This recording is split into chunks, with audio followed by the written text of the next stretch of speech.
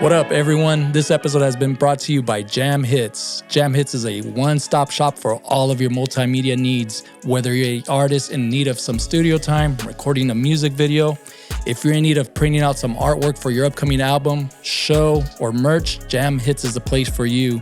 We also have many different podcasts and radio shows in which you can promote yourself in the confines of our state-of-the-art studio. I guarantee you, once again, Jamhits is the place for you, so go give them a follow on Instagram. This is for all of my sneakerheads out there. I get all of my sneakers from one place, and that is Inland Empire Sneakers. Are you tired of paying those extra fees on certain websites? Are you tired of missing the beat on the latest drops? Are you tired of your shoe plug being outrageously overpriced? Well, if you answered yes to any of those questions, go give Inland Empire Sneakers a try. That's my primo, and let him know that Santi sent you. Once again, Inland Empire Sneakers on Instagram. Go give them a DM, go follow them, and for an extra discount, let them know your boy Santi sent you. Welcome to another episode of Santi's Section.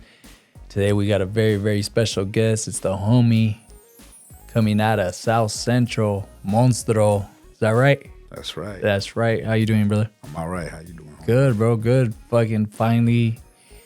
I finally get the opportunity to chop it up with you in person. We've had a lot of extensive conversations, homie. Yeah, like extensive, interactions. We've talked about a lot of shit. We'll dive a little bit on that here. What I'd like to start off with is, first of all, thank you, gracias for being here. Yeah, you know what I'm saying? It means Thanks a lot. for having me. The first time I met the homie right here, it was at the Firewater in Ontario. I was by myself. And at the time, I was dealing with some shit. I was just a few days detached from losing one of my best friends at the time. One of my homies, rest in peace, Ruben, from that I knew for over 25 years. I just lost him, and I decided to take a night out on my own, right? And I ran into another homie there. I ran into the homegirl Two Souls, and met a lot of new people at that event that kind of really contributed to building what I have going on right now. And I was by the bar area getting a beer, and I remember I seen the homie right here, and I was like, fuck, this fool looks a lot like my boy, man, like fuck. And at the time I didn't know who he was, and I remember that, I want to say that's the first thing I said to him. I'm like, hey dog, fucking you look like just one of my homies that just passed, dog. Yeah, and I remember that. we kicked it off from there. That night we chilled for a good minute, right? Yeah, we hung out. And you gave me a lot of words of wisdom, dog, and you shared with me some experiences at the time leading up to that day that you had dealt with. And shortly after that, I want to say maybe a couple weeks after that, dog, from the moment I met you, I started following you on Instagram, and you were hit with some big news, right? And if you don't mind elaborating on that, dog, let us know what happened shortly after that. Yeah, not long after that is when, the news I got hit with, I was diagnosed with throat cancer. So, yeah, my whole world came crashing down when I got that news. You know, it was pretty bad. So, I mean, I dealt with it, did what I had to do, and as of last week, I'm 100% cancer-free now, you know. Amen, dog. Which is like the best news I've had in a very long time, you know. Yeah. So we right here though. That's right. And if you don't mind me asking, did they let you know how that happened? What caused it? No, we never really got to that part. Mm-hmm. It kind of was like, okay, you got this shit. Now we got to start treatment right away. And it kind of was a rush, you know, because something like that, you can't just sit on, you know, it has to kind of be right away. Yeah. So it went from, okay, you got cancer to let's start treating it now. Mm-hmm. So I just kind of went with whatever they told me, whatever it is they asked of me, I did it. I didn't sit around like, oh, how did I get this? And I mean, they did try to explain it to me real quick, but they were just like, how you got is not important. What's more important is fighting this and trying to get this out of you. So we got to start treatment right away. So then I was like, all right, cool. So yeah, that was in like mid-September, I think. And we started treatment in early November. You know, I had to do all kinds of tests and scans and all that before. And then we started treatment. And yeah, so treatment ended, gave me a couple months to recover. I did my scan about 2 weeks ago, and then last week they called me in for the results, and yeah, so that's what it is now. Yeah, how I take it obviously it's unlike probably anything that you dealt with in your past that has to do with yourself and your well-being and all of that. How did you, during the process, from the minute you got the news to the bad news to the moment you got the good news, like how deep did you have to dig into your faith or your having those loved ones near you? What was your process to overcome it mentally? Well, at the very beginning, it was the whole why me thing. Why me? What did I do? You start thinking about every part of your life, and you start like, where did I go wrong? What happened? Or what did I do? Because when I was a kid, when we were kids, you hear the word cancer, it's like that's the death disease, man, or that's the old people disease, and you always heard about people having it, but we never thought you would have it. I'm gonna get it or something, And I never smoked a day in my life or done any drugs associated with it, but I got this shit. So the very beginning was the whole why me thing. I was real sad. I ain't gonna lie, I was down, when they hit me with the news. I wasn't expecting that. But that was only like the first couple days. After that, it was like, all right, well, get your ass up. You're gonna fight this thing. I want to live, homie. I got kids, and so it went from feeling sad and asking why me to like fight mode. Like, all right, let's go. You ain't getting me. Not today, motherfucker. Nope. So yeah, it took a while for it to kind of hit me, Then I had to sit my kids down. I had to do the whole family meeting thing, and that was tough too, because my kids, they're older, my oldest son's 24, my other son just turned 20, my daughter, she's 13, so my boys took it kind of hard. My daughter, she's still kind of young, so they don't really know that much, but my boys, they didn't take it so well. So and it was like, I need you guys to be strong for me, because I need that positive energy. You guys are not going to be in there with me during the treatments. I'm in this, at the end of the day, I'm in this alone. But I need all you guys to be positive and just stay strong for me, because that's what I need to make me want to wake up in the morning and do these treatments that are so difficult. So after that, it was just go time, and seeing my kids gave me inspiration to want to do it even more. Even though they're grown and they're good, I could be gone tomorrow and they're good. Yeah. But I want to see them succeed. I want to see them grow older and start their own families. So that was motivation, and just dust myself off and like, all right, let's go, man. So, and it was nonstop up until just recently that I finished my treatments. So it went from being down on myself to feeling motivated to now feeling accomplished. Yeah. How do your kids feel now? Oh, they're happy. Yeah, they're happy. My son was actually waiting for me in the parking lot when I got the news.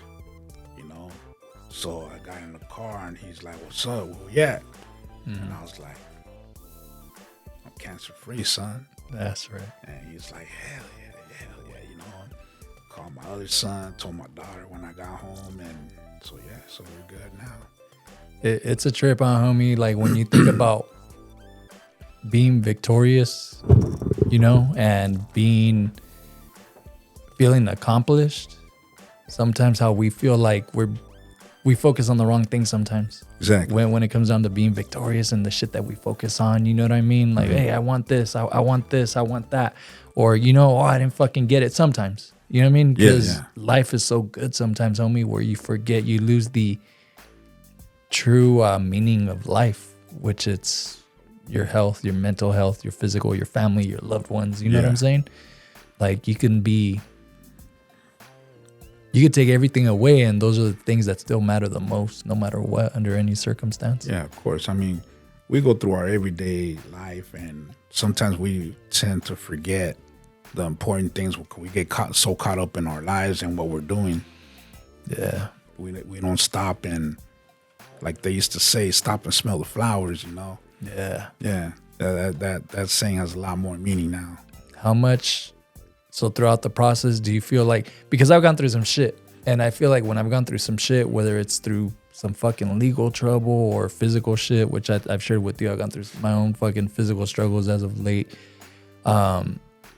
Do you feel like it's a trip, homie? Like that's where you find your blessings and your lessons, like to say. Mm-hmm. But I feel like at that time, at those moments, is when you fucking find the true meaning of love, the true meaning of serenity. And you stop and smell the flowers more so during those moments, right? Like, did you discover anything new about yourself or anything new about the value in things that you probably didn't feel were valuable at one point during those times? Yeah, absolutely. Yeah. I mean, for one, I found out how tough I really am, how tough I could really be.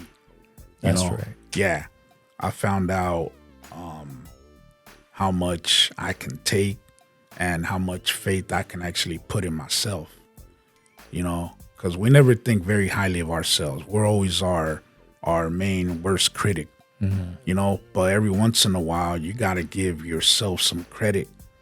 You got to take yourself out and give yourself some credit. Yeah. You know, like when Snoop was like, hey, man, I want to thank myself. Remember when he did that? Hey, man, I don't hate on that, because you do got to give yourself some credit sometimes. And my whole life, I never gave myself credit. My whole life, I always said I wasn't shit, you know? And after my battle, I was like, man, I'm a one tough motherfucker. You're a bad motherfucker. Yeah, I'm pretty tough. I surprised myself. Yeah. You know, I was like, man, you know, I found out how tough I am, how patient I can be, how understanding I could be to that, you know. So, yeah, I was like, man, I ain't scared of no man now, you know. Like, I beat cancer. Yeah. It's like fucking day by day, homie. Tomorrow wasn't promised for you. Tomorrow isn't promised for any of us. But I mean, you're mentally, I'm sure you were on that shit where you're like, fuck, I'm at 20-80 for tomorrow instead of 50-50 or 80-20. You know what I'm saying? Yeah. Like that's fucking crazy, dog. I'm happy for you, homie. Thank you. It means a lot. You sharing that, homie. I'm sure it's gonna be something that's gonna inspire everybody, because we need a little bit of Monstro in our lives, all of us. You know what I'm saying? Hearing that, seriously, like that shit means a lot. And now, changing directions a little bit. You know what I mean? Let's get the audience a little happier now. Yeah. It's all good. Yeah, dog. When I first heard your music, first time I heard it, shout out to Two Souls, shout out to Tony Talk Showcase. Those are the homies that I've seen them, you know, repost you more often. That's how I heard about you. Yeah. And right off the bat, I was like, damn, this is a homie right here. This is homie music, right? Because they usually would play Chucks on a Wire. Yeah. You know, which I was playing here for the homies here before you got here. And I didn't start diving into your music more until we started sharing music with each other, the shit that we like. Yeah, of course. You know what I'm saying, homie? Like, and right off the bat, like when I started hearing more of your music, I'm like, all right, the homie right here. I love it when fools don't bite, but pay homage. You know what I'm saying? Of course. And you're good at paying homage and like correct me if I'm wrong. I know we've talked about other artists, and I'll dive into that here shortly. But like right off the bat, like I feel like in like Table of Bosses, I want to say, Yeah. like the way you get down your estilo and all that, homie. Like I hear like I feel like you are like I hear some Ice-T in there sometimes. You know what I'm saying? Like I don't know how much we've never talked about Ice-T, but like what were your influences to like your blueprint, your foundation on Monstro, the artist? As far as like my style and all that, I try to separate myself. I try to borrow a little bit. I ain't gonna lie, I borrow from some of my favorite artists, you know, the way they connect their bars, the way they double up on their rhymes and their scheme and everything, you know. I borrow a little bit from the past, from, you know, growing up, but at the same time I make it my own, and I try to separate myself from the rest. So mix that with like life experiences and situations that I've been in, and then, you know, what I like hearing in other artists, you know, because sometimes I want to hear certain things from artists, but I don't hear it. So I could drop it like that myself then, you know. Fuck yeah. So I mix all that up, and that's basically how I just make my style. That's just how it is, without even thinking, you know. It's just the way I rhyme, the way I spit, the way I write, connect my words, you know. That's just really how it is, you know. I don't write my rhymes like I don't have a pen and paper that you're gonna find somewhere with all my raps on it. That's not how I rap. My creative process, you know, I'll just have a beat or I'll have an idea, and every rap I've pretty much ever recorded, it starts off as like a freestyle or just couple clever little words I might have put together, and then, you know, I'm like, oh, okay, that's dope. I'll keep that. I'll keep this part, and then let it roll again. Then I'll just add to it and keep adding to it, and then next thing you know, I got a whole verse done. So then I'll come up with it like, hey, well, you know what? As a hook, you know, this will sound dope with that. So, and the next thing you know, I got a whole song. Yeah. Yeah. And that's pretty much my creative process as far as writing music, making my music. Like, I don't physically write it. I mean, on my phone, I'll keep like little notes and shit here and there. Like, oh, that'll be a dope idea to do this, or oh, you know, maybe if I change this word around, so I won't forget. But as far as like entire songs and all that, like, I really don't do that, you know. That's right. Yeah. I love hearing shit like that. Like, you know, the different angles and the different approaches that every artist has. You know what I'm saying? And it goes to show that there's more than one way to skin a cat, as they say. You know what I'm saying? Yeah. You know, and how long ago did you start making music, putting out music? Well, see, I kind of break it down to like two different things. As far as being an artist and actually recording music and putting it out, man, probably like less than 10 years, maybe. Oh, shit. Yeah. Not even that long. Not as long as people would think, you know? Yeah. As a solo artist, probably about 5 or 6 years. Oh, shit. Yeah. But as far as rhyming and rapping, I've been doing that shit since I was like 17 years old, bro. Yeah. You know? If you don't mind, how old are you, dog? If you don't mind me asking? I'm 45. Oh, okay. We're the same age, dog. Oh, is that right? I'm 43. Oh, okay. Yeah. Yeah, that's what's up. Yeah, and you're, I mean, yeah, I asked you because, I mean, based on what I've heard, it sounds like you've had a long career. You know what I'm saying? And I see you're still making numbers and all of that. And I guess, like you said, you have you still have a young career, but you have the idea's been there for a long time, your whole life. Oh, yeah. You know what I'm saying? Yeah, so, like, how do you keep your creative juices flowing, homie? Especially, I mean, did your creative juices stop flowing while you were going through your shit, or you still were thinking? Oh, as far as with that, Yeah. I kind of put everything on Yeah. hold, man. Yeah. I had to. It was hard to focus on music and things like that when I was going through some like real serious Yeah. shit. I always kept my ear open though. Yeah. Because that part's never gonna leave, man. That part, no matter what, on my deathbed, I'm probably gonna be listening to beats or some shit, rhyming in my head or something. But yeah, I kind of had to put that on hold for a while. But even before that, the music has been on hold because I've had other health issues and a lot of things going on. I mean, now I'm kind of ready to make a comeback and record some new music, and I already got a lot of shit in the works. But yeah, I had to put all that on hold for a while, man. Yeah, it was tough doing it too because I love the music, man. And the creative juices, they're always working. I just wasn't applying them during that time, Yeah.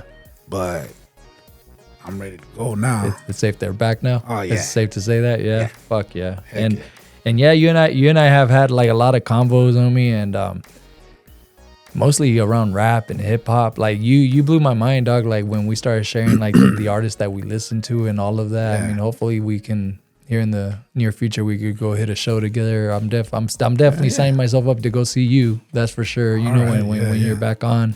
And I mean, I think your last one had to be postponed, right? Yeah. It had to be postponed. Yeah. Anything in the works with upcoming shows? As far as shows, no. I mean, they're always kind of in the talks. What are we in? April? Yeah. I'm pretty sure I'll knock some shows out before the year ends. Yeah. It's been a while since I've been on stage. I think the last time I did a show, I did one of Two Souls shows. Shit, it's been a minute. Yeah, I did hers and the one in San Bernardino? Yeah, it was like in August, I think, or something. Yeah, I went to that one. You already had performed, but I remember that. Her anniversary show. Yeah. Yeah. That's what it was. Yeah. That was the last show I did. And then, I mean, they're always kind of in the talks. Nothing solid yet, but I know if I really want to, I know I could get on the show. Yeah. I know I could get on the show, put a show disc together and rock it. I just kind of gotta wait. I still have some limitations. My voice is still not the way it used to be. Before the treatments and everything, it's still very sensitive and tender, and it's hard. I can't hit my tone like I used to. Talking's cool, even recording is cool, but on stage, moving around, exactly. On stage, you're using more air. You got to force your voice out a little more, and it's not there yet. But like I said, I know I'll rock some shows before the year ends. Man. I mean, we're not even halfway with the year, And touching on that, homie, like I deviated right now a little bit, but yeah, like you and I have very similar taste in music on who we grew up on, who we listened to.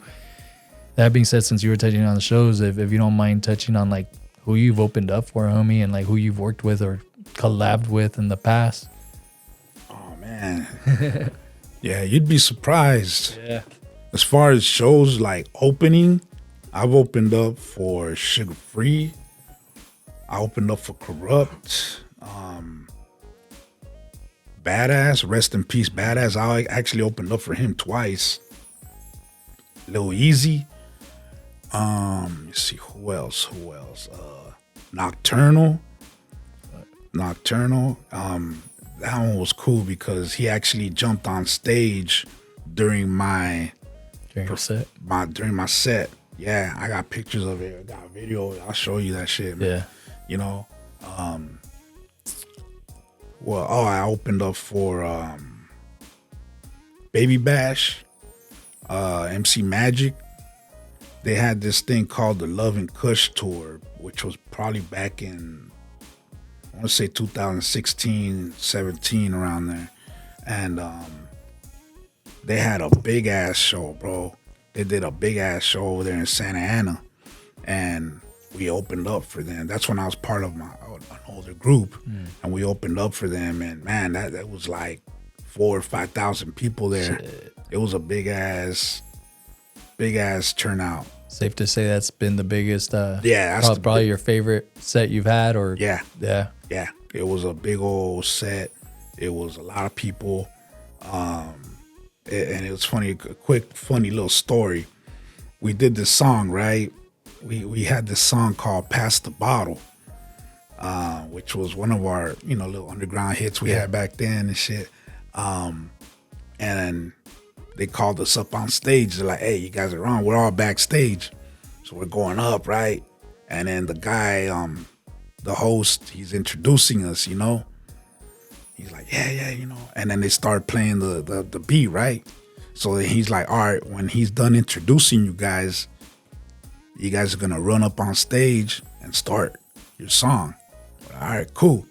So he's like, here, grab the mic. He starts handing out the mics, right? I didn't get one. I didn't get one, right? And it's funny because I'm the first one to rap on that song. Shit. Yeah. And then it just goes like doom, doom, doom. And then I jump on. So then that part comes on. Doom, doom. And then all my homies, they all ran on stage. And I didn't have no mic, And I was like, hey, I don't got no mic.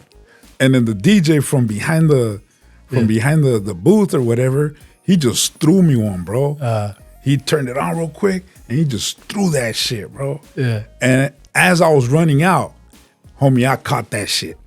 And right when my part started.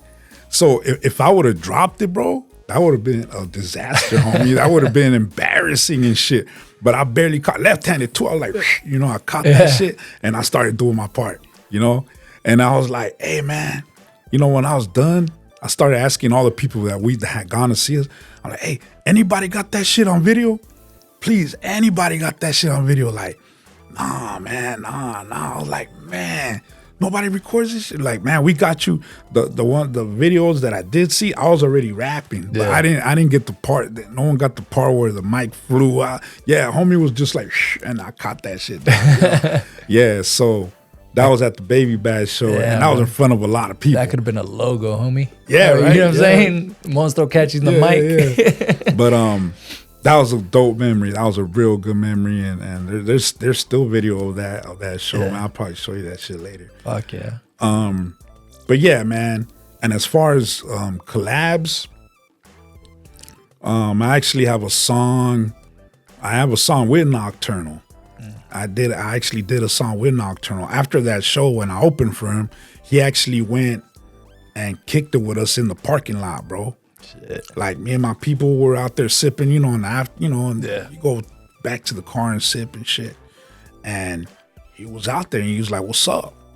I was like, "Oh shit, what's up, Knock?" And then we just kind of talked business and like, "Hey man, the dudes I was doing music with at the time, we're like, hey, man, can we get you on one?" He's like, yeah, for sure, just hit me up next week or something. We'll work something out. So, yeah, we got on the track with him with Nocturnal. I got a track done with Midget Loco. I got Midget Loco on one. Shout out to Midget, that's the homie right there. I got a track with Prodigy from South Central Cartel too. Oh shit. Yeah, we did one with him. We did a track with The Realist. Yeah, we did a track with The Realist, which he's an ex-Death Row artist. They're trying to make him sound like Tupac. Yeah. A lot of people were saying that's the new Tupac and all that. Yeah, I did one with him. I think I had showed you too. I did a song with the Horseshoe Gang. The dudes from COB family. Yeah, COB. That was a while back too. As far as like major artists, that's pretty much it right there. But I also got tracks with homies too, the homie Gangsta Rick, shout out to him. I got a couple with him. The homegirl Fancy the Boss, shout out to her. The homegirl Squishy, my homie Coins from the Old Minority Music Clique, So yeah, I got collabs with a lot of people, man. A lot of underground artists too, and those are some of my favorites, even more than like the major artists, Yeah. It usually works out that way, huh? Yeah, of course, because you feel like you rapping with your homies, you know, and you're on the same level. Yeah. You know what I'm saying? As opposed to like let's say like Nocturnal, you know.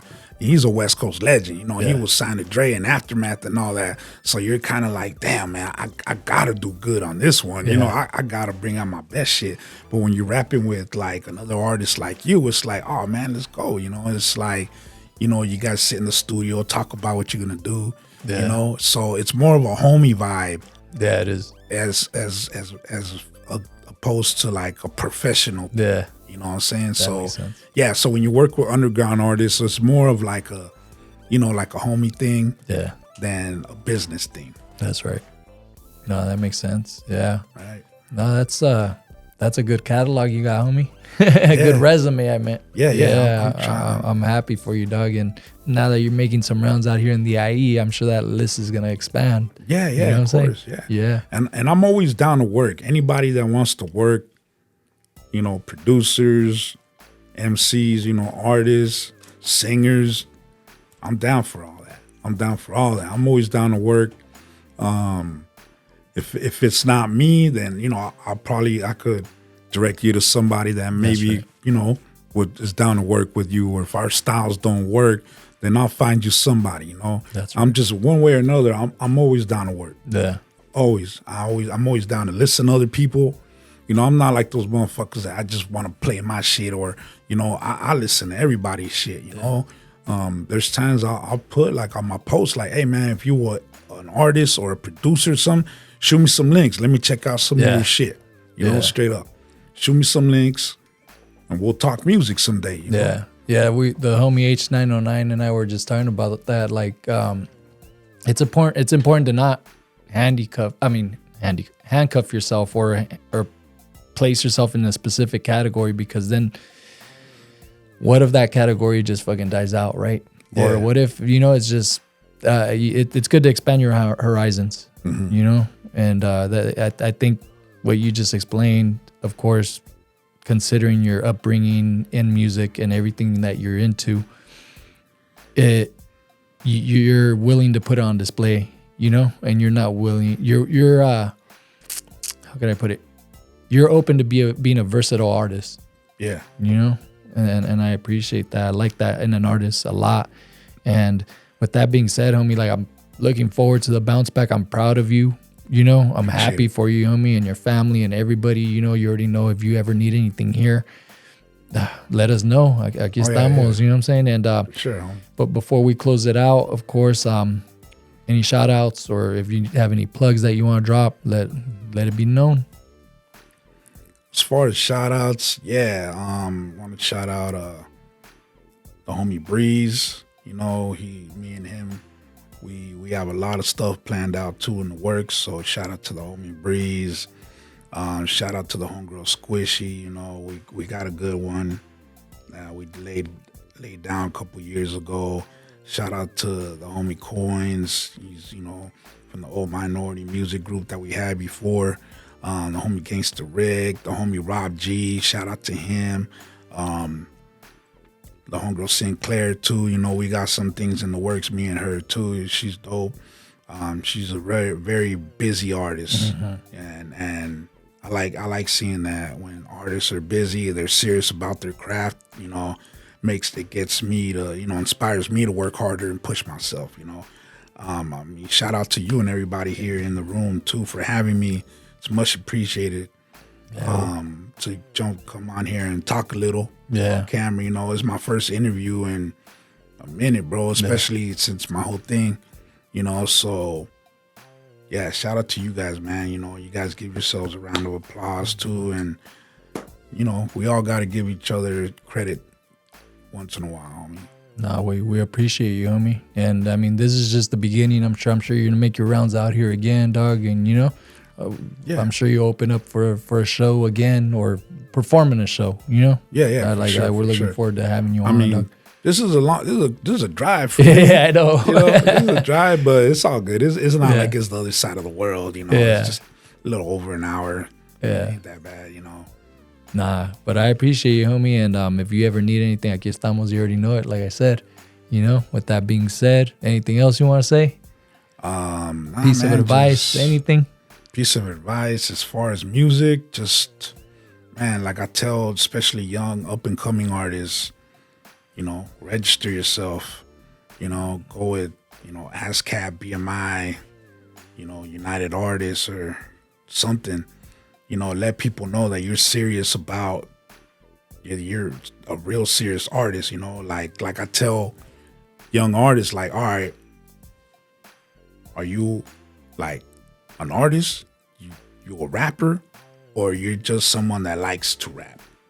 You rap because you can, or because that's what you want to do. So, two different things, in my opinion. Knowing the why. Yeah, exactly. So, I mean, if you just like to rap and that's all right, that's cool too. Ain't nothing wrong with that. That's how I started. We all start from something. But if you're serious about your craft and being an artist, then take those steps. Take those extra steps, Get your writer's license and your author license with one of these companies that'll put you out and you'll be able to collect your royalties, you can go to like DistroKid and all that and put your music out yourself, or the Orchard, or the distribution, get your own distribution deal and all that. A lot of these, most of the rappers you see, these dudes on Instagram and all that, they don't got none of that. They don't have none of that. Some of them don't even know what that is, bro. Yeah. So that's where I separate the artist from who's that rap. Yeah. So you can't be giving away fire. Nah. You know what I'm saying? No, I'm with you on that. That's so that's my advice, man. Just take this shit serious. If that's the direction you want to go in, and good things will happen, bro. Good things will happen. You'll get noticed. People will respect your music more when they see you're serious about it. And that's pretty much it. No. Well, I appreciate you, homie. And like I said, I'm sure this isn't the last time that we're going to link up and we're going to keep doing our thing, homie. Hell yeah. All right. Yeah. All right. All right, homie. So we'll catch y'all next time. Thank you for tuning in. Real quickly, shout out to the homie Iceberg, Mega Time Podcast, and Two Souls, all part of the Jam Hits Music family. We'll catch y'all next time.